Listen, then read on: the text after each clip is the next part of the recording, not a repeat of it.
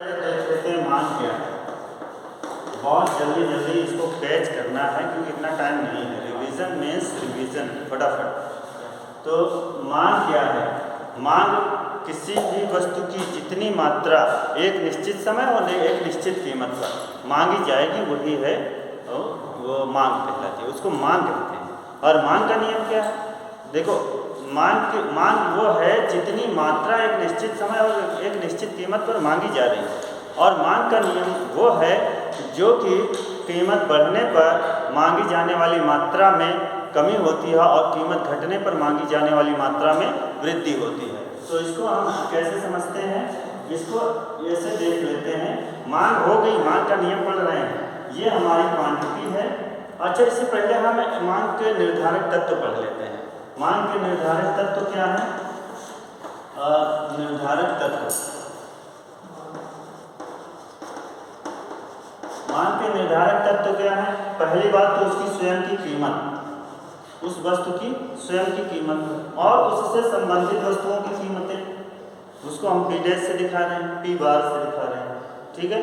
और उससे संबंधित वस्तुएं प्लस आय, आय से संबंधित आय जो आपकी इनकम है वो भी आपकी मांग पर फर्क डालती है। और उसके अतिरिक्त फैशन, रीति रिवाज, उसको हम ट्रेडिशन से दिखा लें। और एक पॉपुलेशन, उसको हम P डैश से दिखा लें, जनसंख्या। तो ये सब जो है हमारी मांग को, डिमांड को प्रभावित करती है। और ये जो प्रभावित करने वाली हैं उनको लिखने का तरीका ये है, D equal to function of P, P bar, Y, T, P dash. P dash means population, ये आपको समझना है। और P क्या है? उस वस्तु की स्वयं की कीमत जिस वस्तु की मांग कर रहे हैं। और उससे संबंधित यानी और भी बहुत सी वस्तुएं हो सकती हैं, जैसे चाय है और कॉफ़ी है जो आपस में संबंधित है ना, कार है, पेट्रोल है, आपस में संबंधित है। ये सब जो है संबंधित वस्तुएं हो सकती हैं। और इनकम भी, अगर आपकी आय ज़्यादा है तो आप मांग ज़्यादा करेंगे, आय कम है तो मांग कम करेंगे। तो ये सारा का सारा जो है डिमांड पर फर्क डालता है, मांग पर प्रभाव डालता है। इसीलिए हम इसको मांग के निर्धारक तत्व कहते हैं। और अगर अब हम आते हैं मांग के नियम पे। मांग के नियम के लिए अगर हम अन्य बातों को स्थिर कर दें, यानी हम ये मान लें कि इस समय हम केवल वस्तु की कीमत को देख रहे हैं और कुछ नहीं देख रहे हैं, यानी और सब कुछ हमने स्थिर कर दिया, ये सब जो है हमने स्थिर कर दिया। हमने केवल और केवल P को देखा, P equal to P, function of P। ये फंक्शन जो है संबंध को बताता है, फलन है ना, संबंध को बताता है। तो D और P के बीच क्या संबंध होगा, ये इस बात की चर्चा करेगा, ठीक है। तो D equal to function of P, यहाँ या हम इसको D इक्वल टू 1/P लिख सकते हैं। इसका मतलब है कि मांग और कीमत के बीच में उल्टा संबंध है, ठीक है। मांग और कीमत के बीच में, यहाँ पर हम पढ़ रहे हैं मांग का नियम, यहाँ से मांग का नियम यहीं से पढ़ रहे हैं। तो D equal to function of P, ये आपका गणितीय तरीका हो गया। यानी जो मांगी जाने वाली वस्तु है उसका, उसमें और जो उसकी उस वस्तु की स्वयं की कीमत है। जैसे हम गाजर की बात कर रहे हैं, तो गाजर की जितनी मात्रा, मान लो हम 1 किलो खरीद रहे हैं, तो 1 किलो और जो उसकी कीमत है उस गाजर की, उसमें उल्टा संबंध होगा। अगर कीमत उसकी ज़्यादा होगी तो हम कम खरीदेंगे, कीमत कम होगी तो हम ज़्यादा खरीदेंगे, ठीक है। यही है मांग का नियम, ठीक है। तो मांग का नियम हम इसको एक चित्र से जब देखते हैं तब हम इसको ऐसे देखते हैं कि हम ये हमारा y अक्ष है और ये x अक्ष है। x अक्ष पर हमें क्वांटिटी दिखाते हैं, क्वांटिटी का मतलब जितनी मात्रा हम खरीद रहे हैं, और y अक्ष पे हम दिखाते हैं प्राइस को, उस वस्तु की स्वयं की प्राइस। जैसे मैंने गाजर का एग्जांपल दिया, तो गाजर की जो मात्रा है, जितनी मात्रा यहाँ खरीदी जा रही है, 1 किलो, 2 किलो, 5 किलो, 10 किलो, जितनी भी खरीदी जा रही है वो हमने इस पर दिखाया है। और प्राइस को, जो उस गाजर की प्राइस है, मान लेते हैं 20 रुपये प्रति किलो है, हमने उसको यहाँ दिखाया है, ठीक है। और एक मान लेते हैं इस समय पे गाजर की कीमत ये E बिंदु पर है, P प्राइस है और Q जो है क्वांटिटी मांगी जा रही है। एक वैसे हमने अनुमान लगा लिया, मान लिया। बाजार में इस समय है, जो हम सामान्य कीमत की बात कर रहे थे, सामान्य बाजार, सामान्य कीमत और बाजार कीमत, दो बातें थी ना। तो हमने ये बाजार कीमत मान लिया, बाजार कीमत नहीं, सामान्य कीमत मान लिया कि इतनी है। ठीक है, अब इतनी है और मान लो प्राइस बढ़ जाए, P से P1 हो जाए तो डिमांड उसकी घटती है, यही है मांग का नियम है। और अगर प्राइस घट जाए, P2 हो जाए, तो मांग क्या होती है, बढ़कर के Q2 हो जाती है। ये है मांग का नियम। अब इन सारे बिंदुओं को मिला दें एक रेखा, तो यही जो हमारी रेखा होगी वो DD रेखा होगी। अगर आपने ये समीकरण लिख दिया, ये चित्र बना दिया, तो आपको पूरे 15 नंबर में एक नंबर भी किसी की काटने की हिम्मत नहीं। ठीक है, लेकिन आपका चित्र सही होना चाहिए। अगर आप, जैसे मैं शॉर्ट में लिख रहा हूँ यहाँ पे, आपने शॉर्ट में लिख करके समझा दिया, तब भी वो पूरा नंबर देगा, है ना। लेकिन देखो, उसको दूसरे की तुलना में आपको नंबर देना है। अगर उसने पूरा लिख के भी समझाया है तो वो आपको पूरा नंबर नहीं देगा। क्यों? क्योंकि 15 से ज़्यादा तो उसको नहीं दे पाएगा ना, फिर 15 आपको दे देगा तो उसमें और आप में फ़र्क क्या है। ठीक है, इसलिए वो 1 नंबर या 2 नंबर काटेगा। ठीक है ना, तो ये हो गया मांग का नियम। अब हम चलते हैं, इसी में एक क्वेश्चन और है, बाएं से दाएं ओर क्यों झुका होता है, ये मैंने कल बता दिया है। बाएं से दाएं झुका होने का एक रीज़न तो ये है कि अगर प्राइस बढ़ती है तो ये घटती है, और प्राइस घटती है तो मात्रा बढ़ती है। एक रीज़न तो ये है, और एक रीज़न ये है कि उपयोगिता ह्रास नियम लागू होता है। उपयोगिता ह्रास नियम का मतलब है कि कोई भी वस्तु आप यूज़ करेंगे तो उसमें आपको उपयोगिता घटते क्रम में मिलेगी, और घटते क्रम में मिलने के कारण आप उसको कभी जो पहले ज़्यादा खरीदते हैं फिर बाद में कम खरीदने लगते हैं। इसलिए ढाल ऊपर से नीचे की तरफ गिरता हुआ होता है। ये ऊपर से नीचे की तरफ गिर रहा है ढाल, मांग वक्र, ये ऊपर से नीचे की तरफ गिर रहा है। इसको बाएं से दाएं नीचे की ओर गिरना कहते हैं, या ऋणात्मक कहते हैं, या ऊपर से नीचे की तरफ गिरना कहते हैं। यानी 3 बातें एक ही में हैं। ठीक है, और इसी का रीज़न क्या है, एक तो प्राइस बढ़ने पे मात्रा घटती है, और दूसरा इसी में यही, या प्राइस घटने पे मांग बढ़ती है। दूसरा रीज़न ये है उपयोगिता ह्रास नियम लागू होता है। से आप क्या समझते हैं, दूसरा क्वेश्चन है आपका लोचशीलता। देखो, मांग और ये मांग की लोचशीलता का मतलब मांग की लोच, क्या बोलते हैं हम उसको, मांग की लोच। ये अगर देखो पेपर में आपको लोचशीलता मिलेगा, लोचशीलता है ना, ये लोच है। लोच से पहले समझ लो क्या होता है। लोच का मतलब है झुक जाना, बिना टूटे झुक जाना, मुड़ जाना, लोचना, लोच हो जाना। जैसे आप स्प्रिंग देखते हैं, स्प्रिंग है, उसको चाहे जितना घुमा दो, चाहे जितना कर दो, वो टूटेगी नहीं और फिर से अपनी अवस्था में आ जाएगा। हाँ, दूसरी इसकी शर्त ये भी है कि वो पुनः अपनी अवस्था में आ जाए, तभी वो लोचशील है। आप उसको झुकाएं और छोड़ दें तो फिर अपनी अवस्था में आ जाए, तो वो लोचशील है ना। जैसे स्प्रिंग है और रबड़ है, उसको हम छोड़ेंगे तो फिर से अपनी अवस्था में आ जाएगा। लेकिन अब बात यह है कि इकोनॉमिक्स में ये लोचशीलता क्या है। इकोनॉमिक्स में लोचशीलता का मतलब है कि कीमतों और मात्रा के बीच का संबंध, और कीमत और मात्रा के बीच का जो संबंध होता है वो लोचशील है। कैसे लोचशील है? लोचशील इस तरह से है कि अगर प्राइस बढ़ेगी तो डिमांड घट जाएगी, और जैसे ही प्राइस पुनः अपनी स्थिति में आए, डिमांड पुनः अपनी स्थिति में आ जाएगी, है ना। यानी प्राइस बढ़ाएंगे तो क्वांटिटी घट जाएगी, और प्राइस घटाएंगे तो क्वांटिटी बढ़ जाएगी। तो ये बदल रहा है ना, बदलना ही तो लोचशीलता है। और अगर हम इसको पुनः छोड़ दें तो बाजार अपनी स्थिति में फिर से आ जाएगी, यानी सामान्य स्थिति में आ जाएगा। तो जब सामान्य स्थिति में आ जा रहा है तो इसका मतलब लोचशील ये है। बहुत इंपॉर्टेंट क्वेश्चन है, 2 नंबर में 100% पूछा जाएगा। हाँ, लोचशीलता, मांग की लोच। तो मांग की लोच आपको क्या समझाना है? अभी हमने पढ़ा था मांग का नियम क्या कहता है। मांग का नियम ये कहता है कि जब कीमत बढ़ेगी तो डिमांड घटेगी, मांग यानी मांगी जाने वाली मात्रा घटेगी, और अगर कीमत घटेगी तो मांगी जाने वाली मात्रा बढ़ जाएगी। अभी हमने ये नहीं कहा कि अगर 2 रुपये बढ़ रही है तो 5 किलो घट जाएगी। किसी वस्तु की कीमत अगर 2 रुपये बढ़ रही है तो मांगी जाने वाली मात्रा 5 किलो घट जाएगी। अभी मैंने ये नहीं कहा था ना, अभी मैंने केवल नियम की बात की थी कि अगर कीमत बढ़ती है तो मांगी जाने वाली मात्रा घट जाएगी, यही कहा था ना। या अगर कीमत घट जाएगी तो मांगी जाने वाली मात्रा बढ़ जाएगी, अभी तो मैंने यही कहा था। अब मैं ये कह रहा हूँ कि अगर 2 रुपये किसी वस्तु की कीमत बढ़ जाएगी तो मांगी जाने वाली मात्रा 5 किलो घट जाएगी। दोनों में फ़र्क है ना।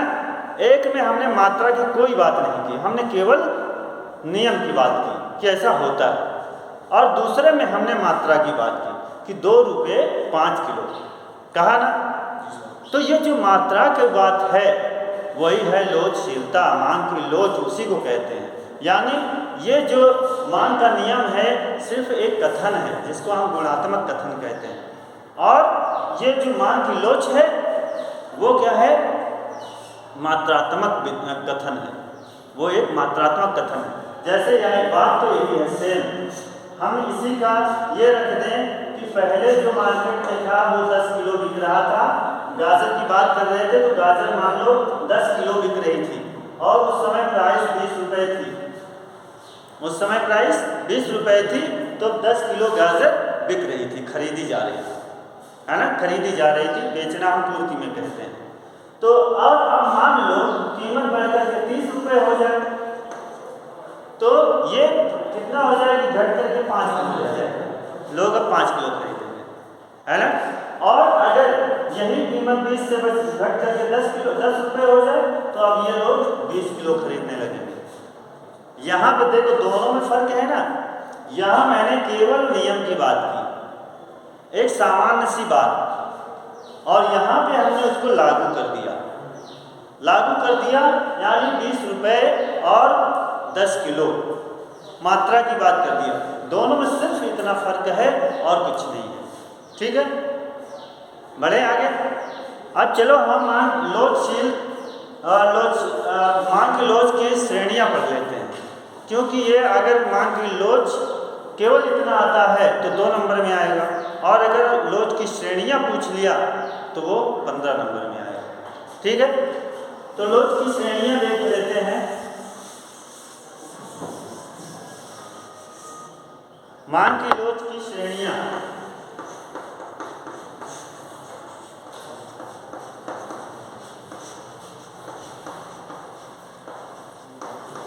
मांग की लोच की श्रेणियाँ कितनी हैं? 5 श्रेणियाँ हैं, पढ़ा है, इसको हम डिग्री बोलते हैं, डिग्रीज पढ़ा है ना, पढ़ाया है मैंने। अब जो क्लास में नहीं आया होगा तो हम क्या करें। तो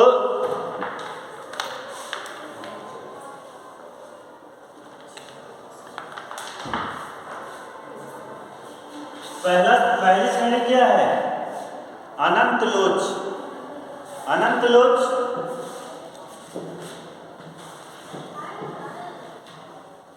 पूर्णतया लोचदार, पूर्णतया लोचदार। अनंत लोच यानी पूर्णतया लोचदार, पूर्णतया जितना चाहो उतना घुमा लो, उस पर कोई फर्क नहीं पड़ने वाला, है ना। तो जब कीमत में, जब हम डिमांड की बात करते हैं तो 2 चीज़ें होती हैं, उनमें दोनों को ध्यान में रखना, एक प्राइस और एक मांगी जाने वाली मात्रा। तो हमें दोनों को ख्याल में रखना है ना, कि जो डिमांड है वो कितनी हो रही है, जो प्राइस है वो कितनी हो रही है। तो जब प्राइस में कोई चेंज ना हो, डिमांड में ही चेंज होता रहे, तब हम कहते हैं उसको पूर्णतया लोचदार। वो कैसे होता है पूर्णतया लोचदार? मांग की जो रेखा होती है ऐसी होती है, ऐसी होती है, लेकिन वो इसमें क्या है, मांग के नियम से तमाम मात्राओं के हिसाब से हम करते हैं। लेकिन यहाँ पे क्या कह रहा है, कीमत में कोई फर्क नहीं पड़ता। अगर उस समय हमारी कीमत ये थी डिमांड ये थी, लेकिन उस समय हम कीमत नहीं बढ़ा रहे हैं, डिमांड घटा दिए और या डिमांड बढ़ा दिए, डिमांड घट गई या बढ़ गई, लेकिन प्राइस में कोई फर्क नहीं पड़ रहा। प्राइस हमारा पी ही है, या हमारा जो 20 था वो प्राइस वो 20 पी ही है। प्राइस हमारा केवल 20 रुपया है और डिमांड लगातार बढ़ भी रही है, घट रही है, कोई फर्क नहीं पड़ रहा है। किस पे? कीमत पे, है ना। कीमत 20 थी तो 20 ही है और डिमांड लगातार घट भी रही है, बढ़ भी रही है। हम अगर घटना की छोड़ के बढ़ ही रही है तो अनंत बढ़ रही है, हम इसकी कोई सीमा नहीं निर्धारित कर पाएंगे, है ना। जब कीमत बढ़ ही नहीं रही, कीमत पे कोई फर्क ही नहीं पड़ रहा है, डिमांड में लगातार परिवर्तन हो रहा है, तो हम उसको कहाँ तक ले जाएंगे कि नहीं यहीं तक हो जाए, इसका मतलब अनंत है। तो इसको हम ई से दिखाते हैं इक्वल टू इनफाइनाइट। इनफाइनाइट का चिन्ह जानते हो ना, ये अनंत का चिन्ह है, ठीक है। चलो दूसरा पूर्णतया लोचदार और दूसरा है पूर्णतया बेलोचदार। पूर्णतया लोचदार है तो पूर्णतया बेलोच उसका अपोजिट होगा, है ना। अपोजिट होगा यानी कि जो डिमांड है कोई परिवर्तन नहीं होगा, प्राइस में लगातार परिवर्तन होगा, है ना। ये ऐसा मान लें प्राइस हमारा कभी 20 था, कभी 30 हो रहा है, कभी 40 हो रहा है, कभी 50 हो रहा है, लेकिन डिमांड हमारी कितनी थी? 10 थी तो 10 ही है ना। ये होता है अति आवश्यक वस्तुओं के संबंध में। नमक चाहे जितनी कीमत बढ़ जाए, खाएंगे आप 1 चम्मच, है ना। तो ये अति आवश्यक वस्तुओं के संबंध में होता है, इसको हम बोलते हैं पूर्णतया बेलोचदार। देखो याद करने का यही तरीका है कि पूर्णतया लोचदार तो पूर्णतया बेलोचदार, उसके अपोजिट में आ जाए। फिर तीसरा आ जाओ इकाई लोचदार। इकाई लोचदार का मतलब यह हो गया कि जितना ही कीमत में परिवर्तन उतना ही डिमांड में भी परिवर्तन, यानी कि ये बराबर है, बराबर जितना कीमत में परिवर्तन उतना ही मांग में परिवर्तन, बराबर का। तो अब ये जो रेखा होगी वो सीधी बिल्कुल इससे 45 डिग्री का कोण बना देगी अगर इसको टच करेंगे तो, है ना। ये अगर सीधी हो और ये 45 डिग्री का कोण बना दे, तब आप मान लीजिए कि इकाई लोचदार है 100% और इसको हम E = 1 लिखते हैं। 3 हो गया, समझने में कोई दिक्कत तो नहीं आ रही है। चौथा देखते हैं कि अगर देखो इकाई है तो इकाई से अधिक होगा, इकाई से कम भी होगा, है ना। अगर इकाई है तो इकाई से अधिक भी होगा, इकाई से कम भी होगा। तो जब इकाई से अधिक की बात हो जाए तो प्राइस में कम चेंज हो और डिमांड में ज़्यादा चेंज हो, प्राइस में यानी कीमत में कम परिवर्तन हो और मांगी जाने वाली मात्रा में ज़्यादा परिवर्तन हो जाए, तब हम इसको कहते हैं अधिक लोचदार। इकाई से अधिक लोचदार, अत्यधिक लोचदार, अधिक लोचदार, तीनों कुछ भी कह सकते हैं। इकाई से अधिक लोचदार, अत्यधिक लोचदार, अधिक लोचदार, तीनों कह सकते हैं, ठीक है। तो हम इसको इकाई से अधिक लोचदार लिखते हैं, इकाई से अधिक लोचदार। देखो यहाँ पे समझ लो, बस किताब में सब कुछ लिखा हुआ है ना। मैं तो रिवीजन करवा रहा हूँ, वीडियो आपके पास पहले से उपलब्ध है। इकाई से अधिक लोचदार, तो ये हमारा क्या हो गया, मान लेते हैं 20 है और ये हमारा 10 है, ये हमारा कम बढ़ा, प्राइस हमारा 20 से 25 हुआ और ये हमारा घट करके 10 से कितना हो गया, 5 हो गया। इसमें परिवर्तन कम हुआ, इसमें परिवर्तन ज़्यादा हो गया। और अगर यही स्थिति घटने पर भी हो जाए, घटे ज़्यादा, 20 से मान लो 15 हो गया और ये 10 से 15 हो गया, ये ज़्यादा बढ़ रहा है और ये जो है थोड़ा सा ज़्यादा सीधा स्टीव होगा, बिल्कुल कम ढाल वाला होगा, ठीक है। अब इकाई से अधिक लोचदार तो इकाई से कम लोचदार। अच्छा, इकाई से अधिक लोचदार जो होता है वो विलासिता की वस्तुओं के लिए होता है।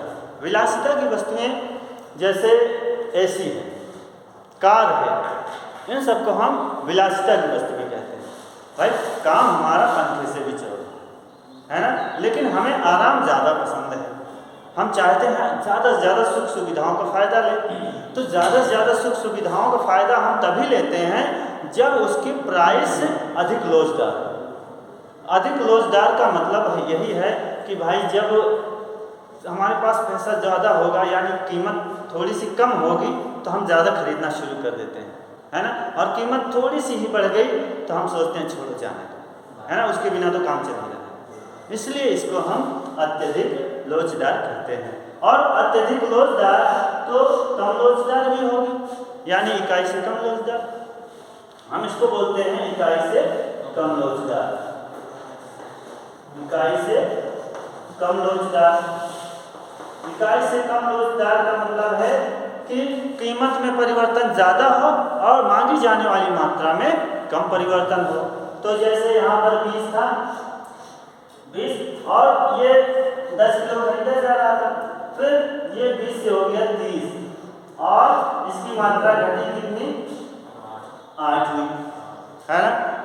और ये 20 से मान लो 18 हुआ और इसकी मात्रा बढ़ी कितनी, 10 से 12, है ना। तो ये जो है ऊपर से बिल्कुल ढालू होता है, सीधा, लगभग सीधा होता है, ठीक है। तो ये रही आपकी मान की लोच की 5 श्रेणियां, ठीक है। अब 5 श्रेणियों को